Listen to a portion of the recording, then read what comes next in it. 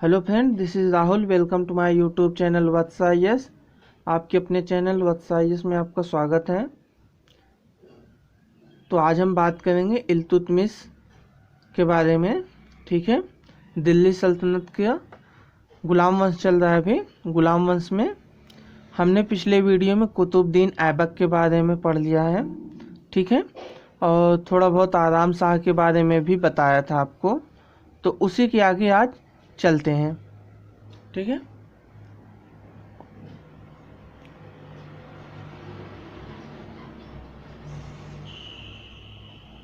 आपको पता है कुतुबुद्दीन ऐबक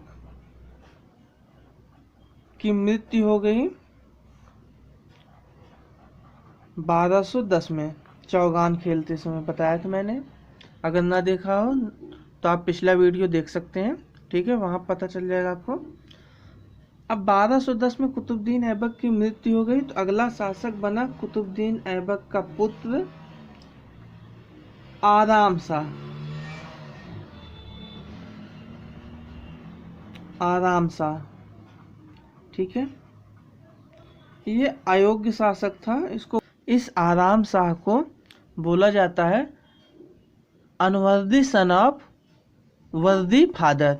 ठीक है, योग्य पिता का अयोग्य पुत्र।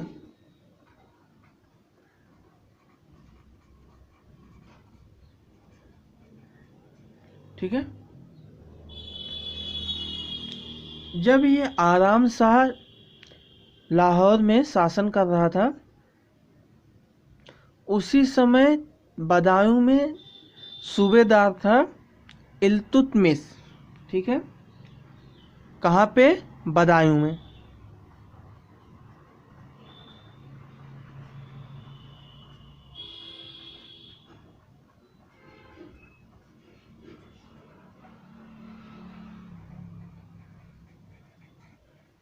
ठीक है, इस इल्तुतमिश को अमीरों ने निमंत्रण दिया कि आइए आप शासन कीजिए। ठीक है, तो जब अमीरों ने इसको निमंत्रण दिया तो ये आया दिल्ली में। ठीक है, और दिल्ली में इसने अपने आप को एक राजा की तरह दिखाया। ठीक है, राजा की तरह दिखाने लगा। तो ये बात आराम शाह को खराब लगी, उसको नागवार गुजरी।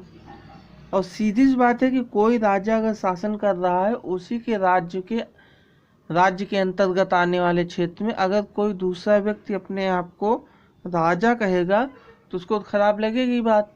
तो इस वजह से आराम शाह और इल्तुतमिश के बीच में हुआ संघर्ष। ठीक है, इन दोनों के बीच में संघर्ष हुआ और उस संघर्ष में इल्तुतमिश की विजय हुई। ठीक है, इल्तुतमिश जीत गया और इस इल्तुतमिश ने आराम शाह की हत्या कर दिया। ठीक है, इल्तुतमिश किल्ड आराम शाह। ठीक है, तो आराम शाह की हत्या करने के बाद इल्तुतमिश स्वयं राजा बन गया। यहाँ पे कहानी शुरू होती है इल्तुतमिश की। ठीक है,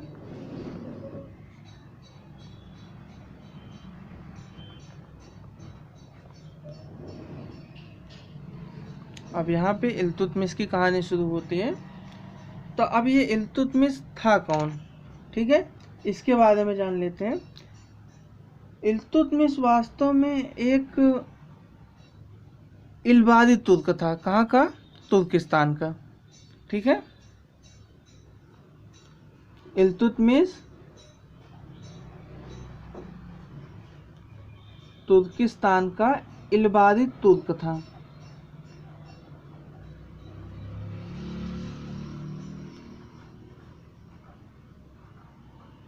ठीक है, ही वाज इल्बादी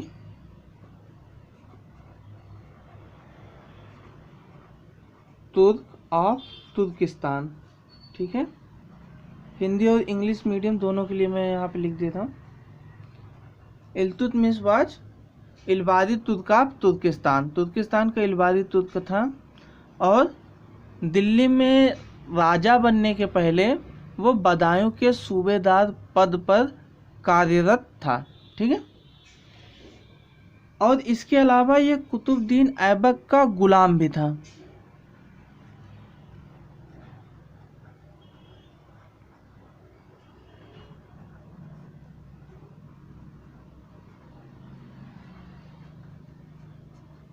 कुतुबुद्दीन ऐबक का गुलाम था।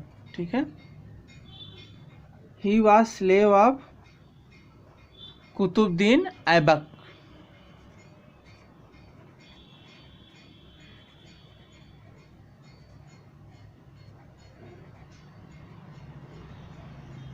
ठीक है, कुतुबुद्दीन ऐबक का गुलाम था, तुर्किस्तान का इल्बारी तुर्क था।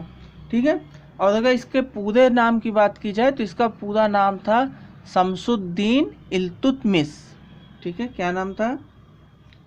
शमसुद्दीन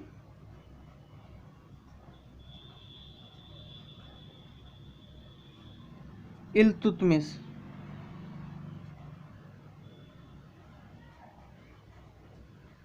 शमसुद्दीन इल्तुतमिश। ठीक है,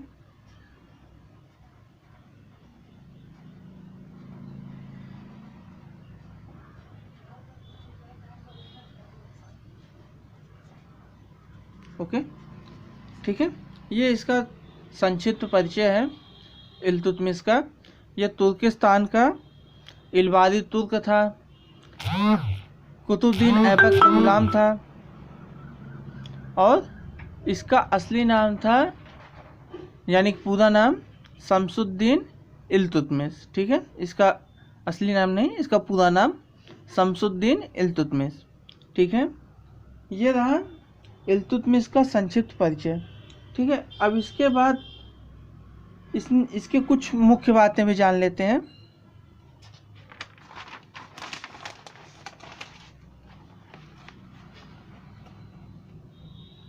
ठीक है, इल्तुतमिश की मुख्य बातें।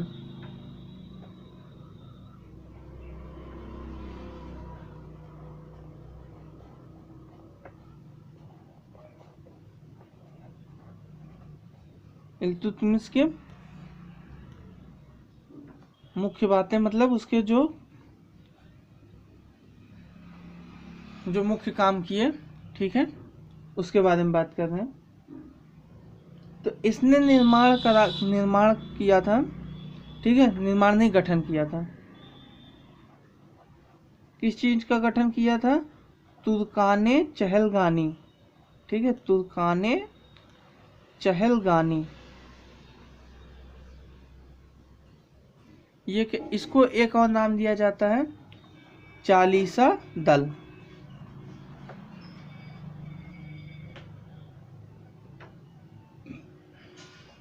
ठीक है, तुर्काने चहलगानी या चालीसा दल। इसको एक और नाम दिया जाता है 40 गुलामों का संगठन।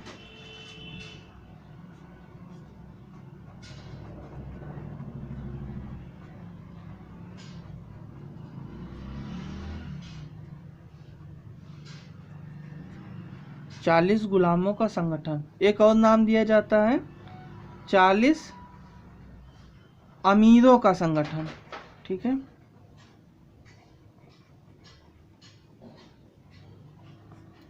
ठीक है, 40 अमीरों का संगठन।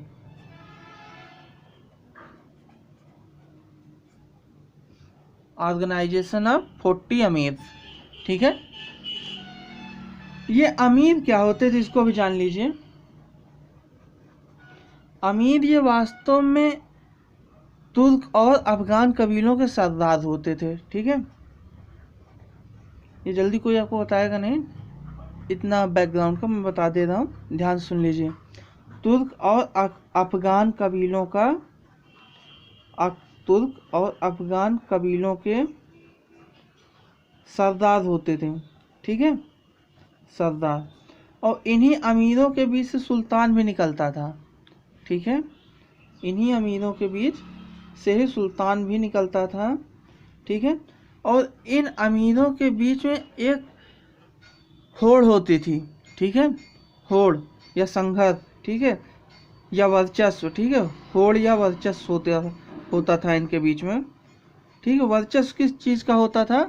यह वर्चस्व होता था जातीय श्रेष्ठता और सल्तनत में उच्च स्थान पाने के लिए। कोई सरदार कहता था कि मैं जातीय रूप से श्रेष्ठ हूँ, कोई दूसरा कहता था मैं जातीय रूप से श्रेष्ठ हूँ। ठीक है, इस तरह की मानसिकता थी इनकी।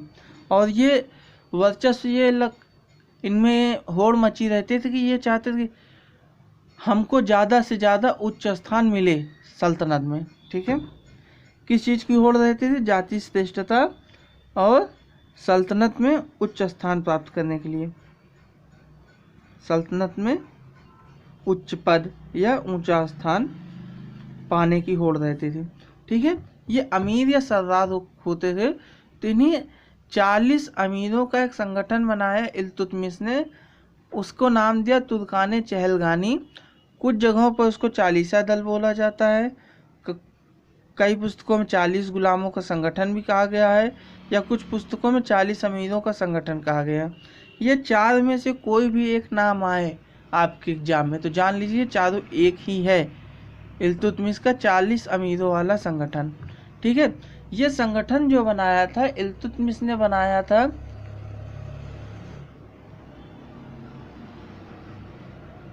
अपने शासन व्यवस्था को सुदृढ़ बनाने के लिए, ठीक है, मजबूत बनाने के लिए। इन्हीं 40 सरदारों के संगठन से इल्तुतमिश ने आराम शाह के समर्थकों पर विजय पाई, उसके समर्थकों को दबाया और अपनी स्थिति को शासन में मजबूत किया इल्तुतमिश ने। सीधी सी बात है कि अगर कोई भी राजा रहेगा, अगर उसकी हत्या होगी तो कुछ न कुछ उसके समर्थक तो रहे होंगे। तो अब जो नया राजा आएगा उसके समर्थकों से उसे कुछ ना कुछ संघर्ष तो करना पड़ेगा, उसके विद्रोहों का सामना तो करना पड़ेगा। तो ऐसा ही कुछ इल्तुतमिश के साथ भी हुआ।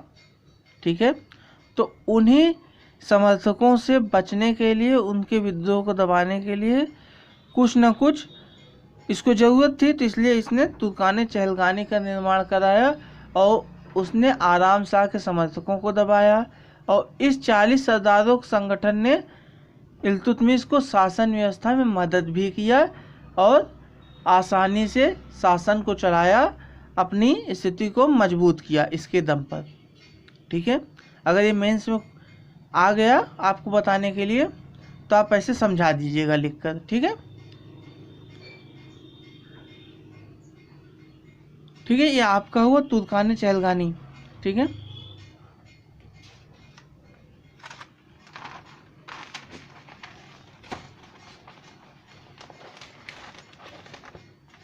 ठीक है, अब इसके आगे बात करते हैं। इल्तुतमिश ने एक और काम किया था। अच्छा, तुर्काने चहलगानी जो था इसमें 40 जो सरदार चुने जाते थे ये ऐसे ही नहीं रैंडमली कहीं से भी सिलेक्ट नहीं किए जाते थे। ये जो 40 सरदार थे ये इल्तुतमिश के बहुत ही करीबी और बहुत ही विश्वास पात्र टाइप के सरदार होते थे। ठीक है, इसको ध्यान रखिएगा। अब इल्तुतमिश का एक और मुख्य कार्य है। ठीक है,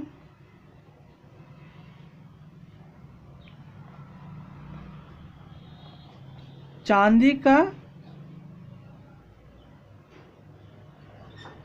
टका या टंका, ठीक है, और तांबे का जीतल नामक सिक्के चलवाए।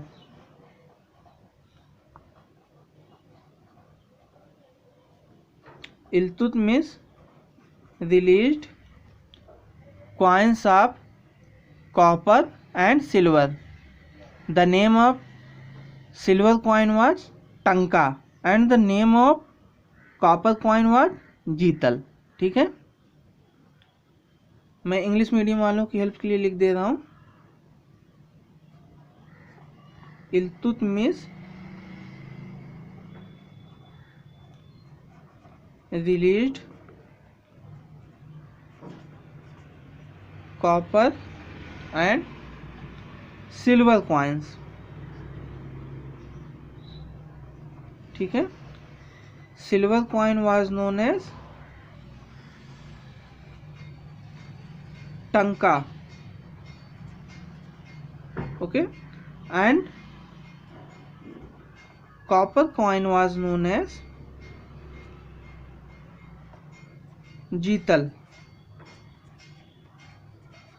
कुछ पुस्तकों में ये स्पेलिंग मिलेगी, कुछ पुस्तकों में ये भी मिलती है, लेकिन ये वाली ज़्यादा सही है, ठीक है, क्योंकि उर्दू या फारसी के शब्दों की जब इंग्लिश स्पेलिंग लिखी जाती है तो जा की स्पेलिंग जेड ही लिखी जाती है, ठीक है। हालांकि कुछ पुस्तकों में ये भी मिलता है, लेकिन ये ज़्यादा सही है,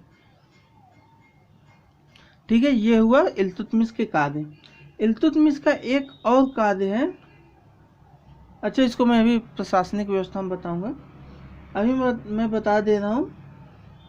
इल्तुतमिश ने भारत में पहला मकबरा स्थापित कराया। भारत में प्रथम मकबरा बनवाने का श्रेय इल्तुतमिश को ही जाता है। मैं एकदम डिटेल में इसलिए बता रहा हूँ जिससे कि आप के एग्जाम में कहीं से भी क्वेश्चन आ जाए, आप इसको आसानी से कर सकें। आप ये मत सोचिएगा कि वीडियो लंबा जा रहा है या फिर बहुत डिटेल में पढ़ाया जा रहा है। तो मैं आपको बता दूं, एग्ज़ाम जो है, एग्ज़ाम में अधिकतर उन्हीं पॉइंट से क्वेश्चन पूछे जाते हैं जो बच्चे फैक्चुअल पढ़ते समय छोड़ देते हैं, ठीक है। तो आप इसके लिए बिल्कुल ये मत सोचिएगा कि वीडियो लंबा जा रहा है या फिर काफ़ी डिटेल में वीडियो बने। तो मैं आपको बता दूं, थोड़ा लंबा है लेकिन आपके क्वेश्चन कहीं से भी नहीं छूटेंगे, इस बात की मैं गारंटी ले रहा हूँ, ठीक है। तो भारत में प्रथम मकबरा बनाने का श्रेय इल्तुतमिश को जाता है, ठीक है। और इल्तुतमिश ने ही कुतुब मीनार का कार्य कंप्लीट करवाया था।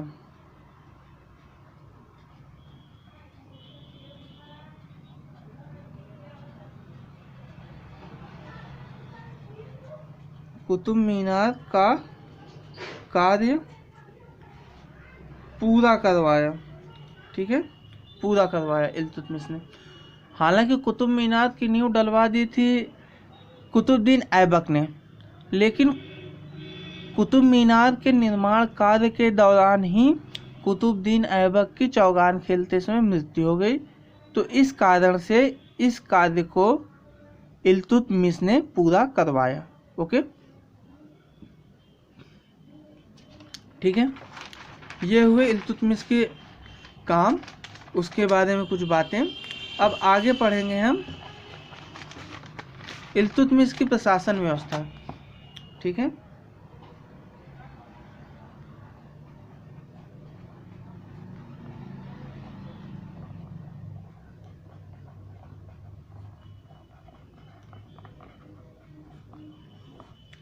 ठीक है,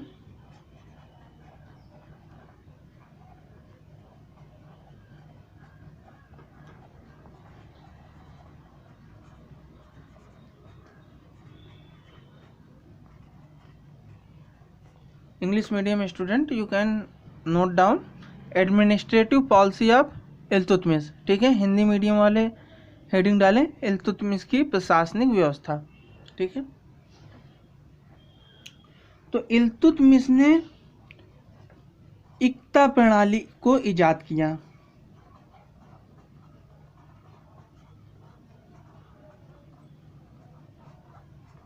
इक्ता प्रणाली को शुरू किया, ठीक है। ही स्टार्टेड, ही मतलब ये इल्तुतमिश के लिए आ रहा है, ठीक है।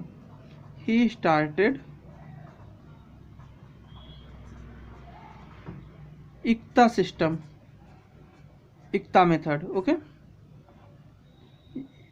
ये क्यों है, ठीक है, जी नहीं है, मैं थोड़ा और सही बना दे रहा हूँ, ठीक है। ये क्यों है, इक्ता मेथड।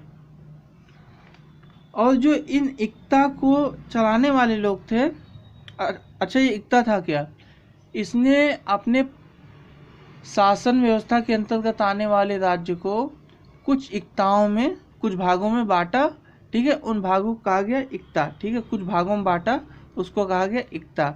और उन इक्ता को चलाने के लिए उसने जिन व्यक्तियों को नियुक्त किया उनको कहा गया इक्तादार, इक्तादार या अक्तादार।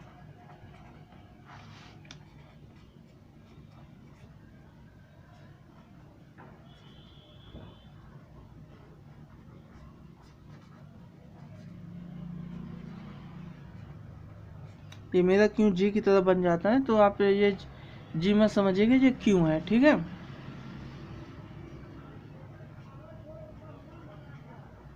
इक्तादार और अक्तादार, ठीक है।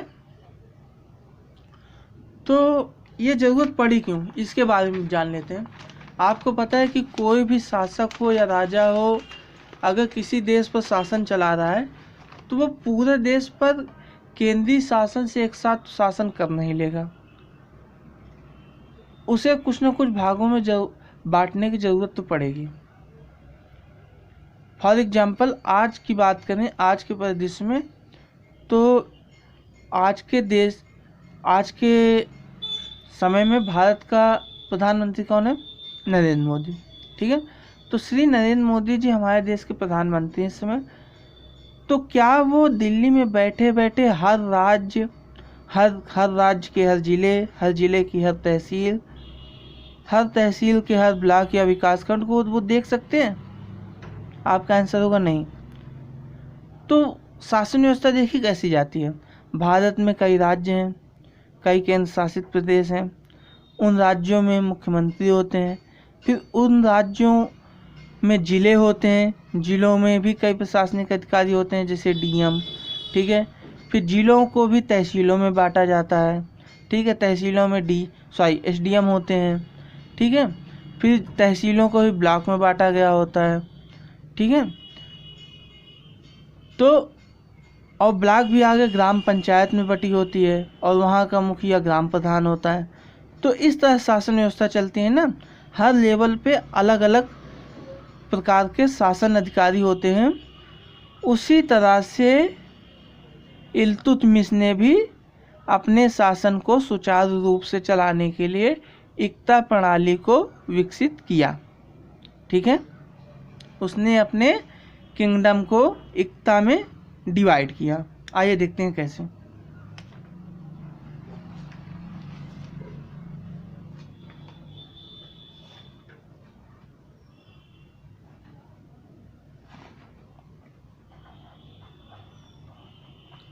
केंद्रीय शासन, ठीक है। केंद्रीय शासन मतलब दिल्ली में जहाँ पे बैठता था इल्तुतमिश, ठीक है। केंद्रीय शासन के अंतर्गत आने वाले राज्यों में भागों में बांटा, ठीक है, छोटे छोटे पार्ट्स में। उन पार्ट्स को कहा गया प्रांत या इक्ता, ठीक है। इक्ता, ठीक है, आ गया ना इक्ता। अब फिर इक्ता को भी कई पार्ट में तोड़ा तो उसको बनाया परगना, ठीक है। अब इस परगना को भी तोड़ा तो कई भागों में तो बना ग्राम यानी कि विलेज, ठीक है। विलेज, परगना और इक्ता, ठीक है। तो यही जो शासन व्यवस्था है इसी को बोला जाता है इक्ता प्रणाली, इक्ता सिस्टम ऑफ इल्तुतमिश, ठीक है। इल्तुतमिश की इक्ता शासन प्रणाली। कई ग्राम मिलेंगे, कई गांव तो परगना बनेगा, और कई परगना मिलेंगे तो इक्ता बनेगा, और कई इक्ता मिलकर पूरा राज्य बनाएगा इल्तुतमिश का, जहां पर जो कि केंद्रीय सत्ता से संचालित होता था, जहां पर सुल्तान बैठता था। कौन बैठता था? सुल्तान, ठीक है। सुल्तान कौन था? इल्तुतमिश। अच्छा, सुल्तान, एक चीज और जान लीजिए, इल्तुतमिश ही दिल्ली सल्तनत का पहला सुल्तान, पहला मान्यता प्राप्त सुल्तान था, ठीक है। मान्यता प्राप्त, मान्यता देने वाला शख्स कौन था? खलीफा, ठीक है। खलीफा सुल्तान की मान्यता देता था, ठीक है। खलीफा ने इल्तुतमिश को सुल्तान की मान्यता दिया था। तो इल्तुतमिश सुल्तान की मान्यता प्राप्त करने वाला भारत का प्रथम शासक है। और इल्तुतमिश के बारे में एक चीज़ और छूट गया था, इसको बता दे रहा हूँ, नोट कर लीजिए। इल्तुतमिश को ही भारत में दिल्ली सल्तनत का वास्तविक संस्थापक कहा जाता है। गुलाम वंश का भी वास्तविक संस्थापक इल्तुतमिश को ही कहा जाता है। ठीक है, इल्तुतमिश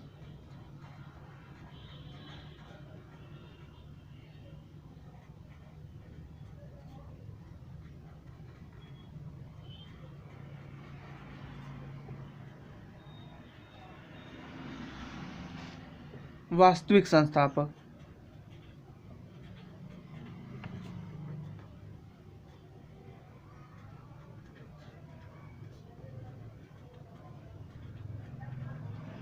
ठीक है, इल्तुतमिश दिल्ली सल्तनत और गुलाम वंश का वास्तविक संस्थापक।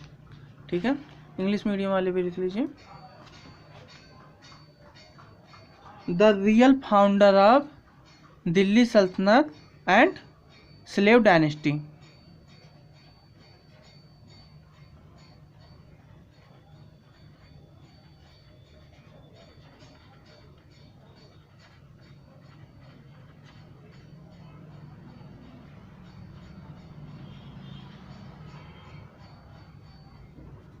Okay, Iltutmish is called real founder of Delhi Sultanat and slave dynasty.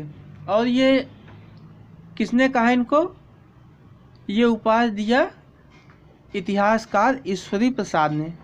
ठीक है, ईश्वरी प्रसाद। ठीक है, ईश्वरी प्रसाद ने इल्तुतमिश को दिल्ली सल्तनत का वास्तविक संस्थापक कहा और गुलाम वंश का भी वास्तविक संस्थापक। ठीक है, तो इस तरह से आज खत्म होता है इल्तुतमिश। ठीक है, डिटेल में काफ़ी पढ़ा है। आपके प्री से कहीं कोई भी क्वेश्चन छूटने वाला नहीं है, जो भी आएगा इतने में से आ जाएगा। मेंस का भी काफ़ी हद तक मैंने बता दिया है, और थोड़ा सा जो छूटा है मेंस के लिए वो आगे जब दिल्ली सल्तनत के बारे में, दिल्ली सल्तनत से जो मेंस से पूछे जाने वाले क्वेश्चन हैं उसके बारे में स्टडी कराऊंगा। स्टडी जब करेंगे तो वहाँ पर मैं बता दूंगा। ठीक है, तो आज के लिए इतना ही। वीडियो देखने के लिए आपका बहुत बहुत धन्यवाद।